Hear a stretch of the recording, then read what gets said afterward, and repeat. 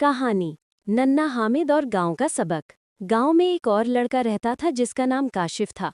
काशिफ शरारती और जिद्दी था। वो अक्सर नमाज छोड़ देता और दूसरों का मजाक उड़ाता। जब उसने देखा कि हामिद जख्मी होने के बावजूद हिम्मत कर रहा है और अल्लाह को याद कर रहा है, तो उसने हंसी उड़ाकर कहा, अरे हामिद, ये दुआ और नमाज क्या कराएगी? अगर तुम बैठे रोते रहते तो मैं हंसता रहता।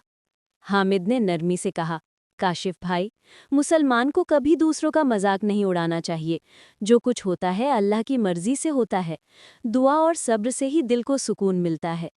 काशिफ ने बात सुनकर हंसी तो उड़ा दी, मगर रात को जब वो सो रहा था तो एक हादसा हो गया।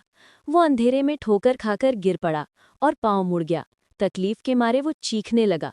उसके घर वाले परेशान हो गए। उसी वक्त हामिद के वालिदैन दवा लेकर पहुंचे और हामिद भी साथ आया। हामिद ने काशिफ का हाल देखा तो मुस्कुराकर कहा, भाई काशिफ, मैंने तुम्हें कहा था ना, मुसलमान मुश्किल वक्त में अल्लाह को याद करता है। आओ हम दुआ करते हैं। काशिफ की आंखों में आंसू आ गए। उसने कहा, हामिद, आज मुझे समझ आया कि तुम सच कहते थे। वाकई इंसान मुश्किल में अल्लाह को याद करे तो दिल को सुकून मिलता है।